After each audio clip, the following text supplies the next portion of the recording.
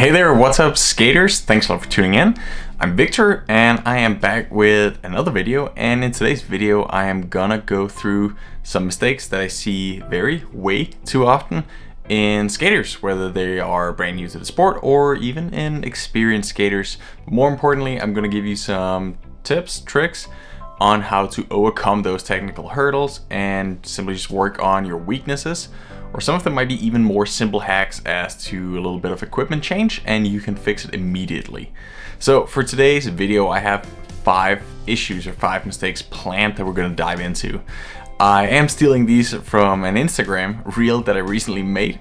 If you don't follow me on Instagram, I recommend it. I put out a lot of fun, cool skating content, and I share my journey towards my 3rd Olympics. So feel free to give me a follow there if you're interested.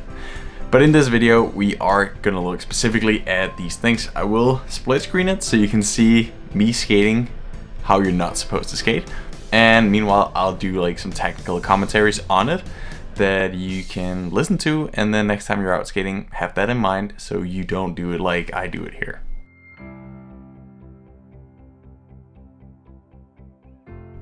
The first of them is called the first timer or the rookie.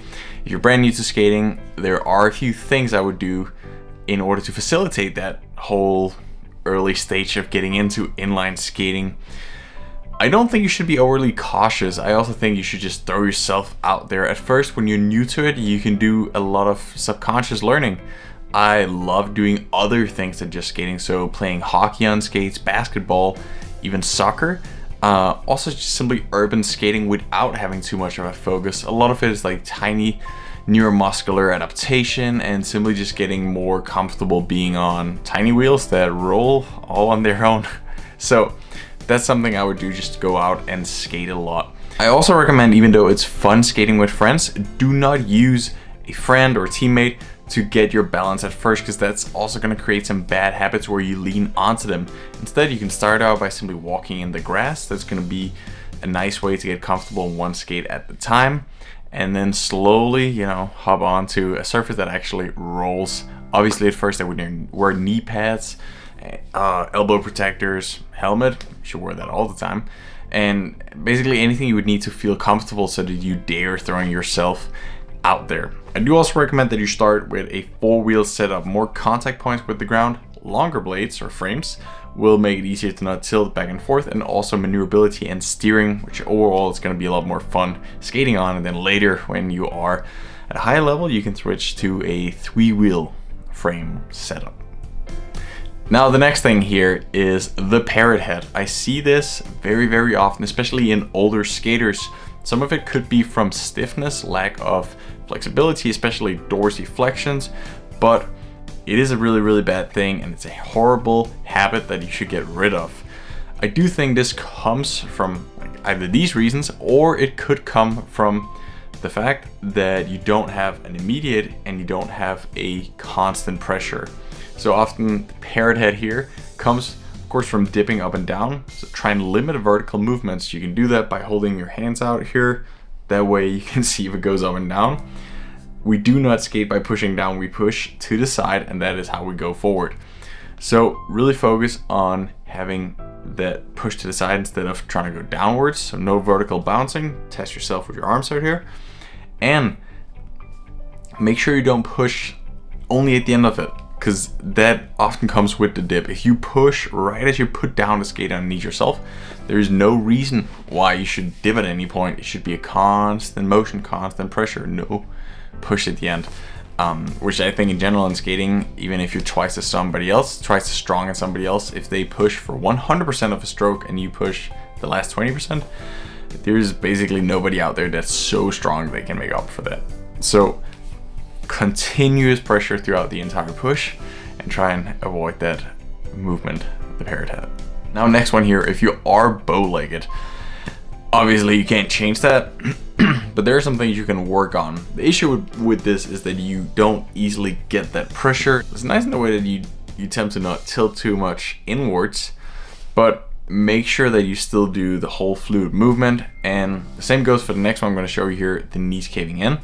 Some of this can really be fixed by stronger muscles around the knees, stronger muscles up around the glute area, and also around the angles. And I would also, the first step, make sure that your frames are positioned correctly. I made a few videos on that you can check out on my channel, but a good piece of advice, if you are standing right on top of them, just rolling, especially if you're on one leg, you should be able to feel if that tilts naturally to the inside or naturally to the outside. You would want it to be where, of course, it's still gonna take some, some muscle control, some stability, but where it feels like, oh, I could tilt to either side right now. So that's what you want to be aiming for. Make sure to put some stickers if you try and move it around a little, and go very, very little by little when you're finding that perfect sweet spot for where you would want your frames positioned. Now, when it comes to strengthening these things, I really think a lot of exercises where you have elastic bands around your knees, around your ankles, are really, really great for this. I do think the best way you can strengthen it is simply by skating a lot. So a lot of these exercises where you have edge control, that will, if you're bow-legged, it'll help you not just putting it down and then skating straight out, but putting it down a little there and then still do that double push movement. If on the other end your knees are falling inwards, you're pronating, well, then it's gonna teach you, strengthen your knee in holding a upright position through the entire push. So those are really good additional exercises to work on this. This one, if you're skating, it's a little out of control, I would recommend doing dryland exercises. Here you really slow down the pace and you teach yourself to do the right movements, having your body weight in the right place, and then, little by little you should be so in control that you're not flying too much all over the place. And you can also benefit a lot from carrying these dryland exercises onto your skates, whether you're an inliner or an ice skater. I do really recommend that you do dryland on your skates. It is more skating specific, obviously, but it's also a really cool way to slow down and be more in control. Like, basically, you control your skates. They're not the ones controlling you all over the place. Do more drills with your hands on the back, because that will teach you to not use them as balance, but instead having them down here and then using your body weight to generate the speed. And then when you need it for a sprint, you can add those arms and generate speed with that. Now, those were the 5 technical mistakes I really wanted to touch on in this video. This is my second video of this kind, so hit my channel, check out the first one, where I think I'm going through 6 other very, very common mistakes in inline and ice skating, and giving you my thoughts on how you can change those or correct those mistakes on your own. If you have any questions to me, I'll leave them below, and then I just want to invite all of you to subscribe. And if you're already subscribers of this channel, you can also become a member, which comes, I think it's $2 a month. And then you get access to more than 20 premium or behind a wall videos where I really go into some details with skating technique, and also, yeah, I don't know, some behind the scenes cool stories from my life that I hope you want to stay tuned for my next video. I will be making a lot more, so I hope to see you for those. Over and out, guys.